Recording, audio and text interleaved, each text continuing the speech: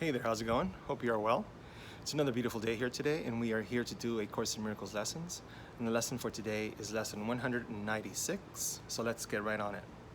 It can be but myself I crucify. It can't be but myself I crucify.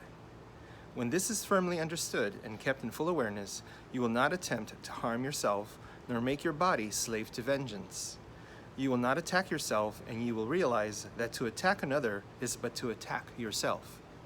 You will be free of the insane belief that to attack a brother saves yourself, and you will understand his safety is your own, and in his healing, you are healed. Perhaps at first you will not understand how mercy, limitless and with all things held in its sure protection, can be found in the idea we practice for today. It may, in fact, appear to be a sign that punishment can never be escaped because the ego, under what it sees as threat, is quick to cite the truth to save its lies. Yet must it fail to understand the truth it uses thus.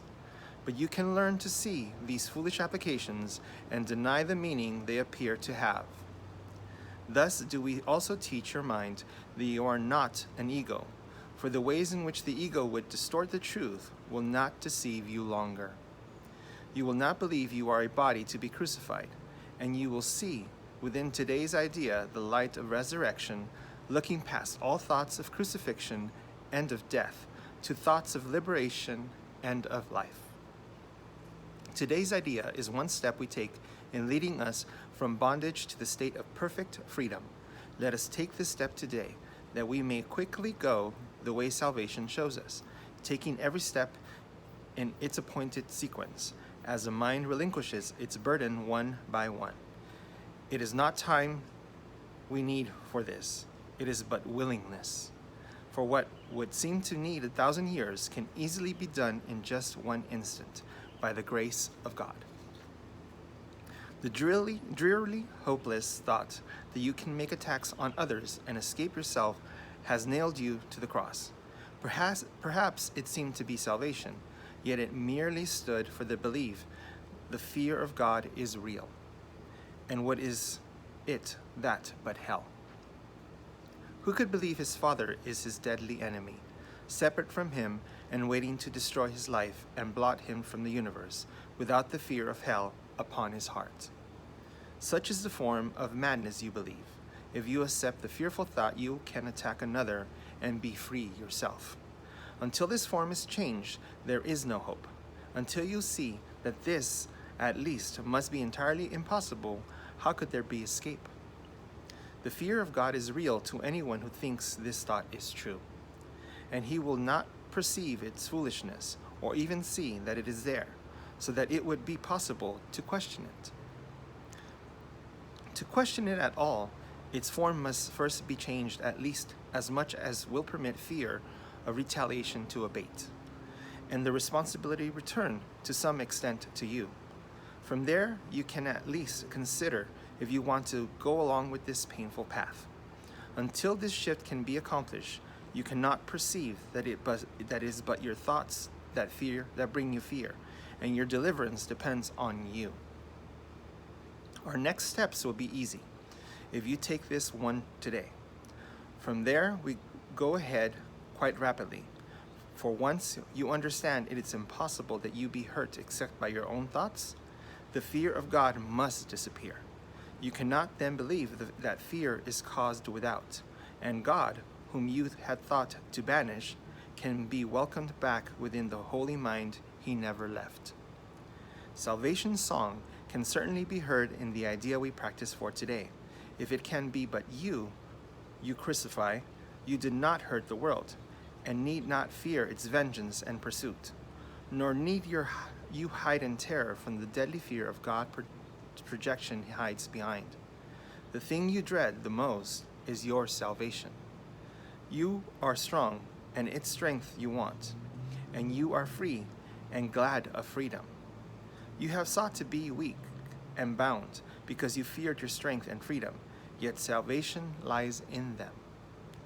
There is an instant in which terror seems to grip your mind so wholly that escape appears quite hopeless. When you realize once and for all that it is you fear, the mind perceives itself as split.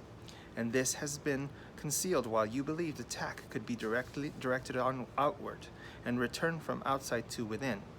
It seemed to be an enemy outside you had to fear, and thus a God outside yourself became your mortal enemy, the source of fear.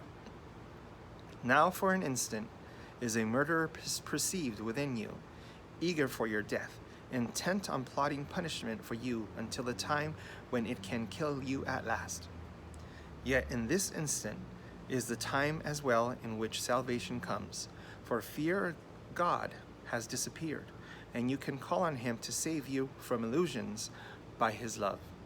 Calling him Father and yourself his Son, pray that this instant may be soon today. Step back from fear and make advance to love. There is no thought of God that does not go with you to help you reach that instant, and to go beyond it quickly, surely, and forever. When the fear of God is gone, there are no obstacles that still remain between you and the holy peace of God. How kind and merciful is the idea we practice. Give it welcome, and you should, for it is your release. It is indeed but you, your mind, can try to crucify. Yet your redemption, too, will come from you. Wow, that is beautiful, but it's another slap in your face again.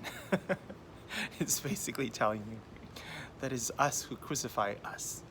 It is our own beliefs and our own thoughts that crucify us. When we judge others, what we're doing is we are judging our brothers and sisters, and in turn judging ourselves. And what do? We imprison ourselves in the prison we put them in. It's like that analogy we got from, I don't know if it was yesterday's lessons or the lesson before, where a jailer is in jail as well as a person that is the prisoner. You're both in jail. You're both prisoners, having to be in a place that you do not want to be. And that's basically what the lesson is trying to reiterate again today, that you are the one who crucify yourself.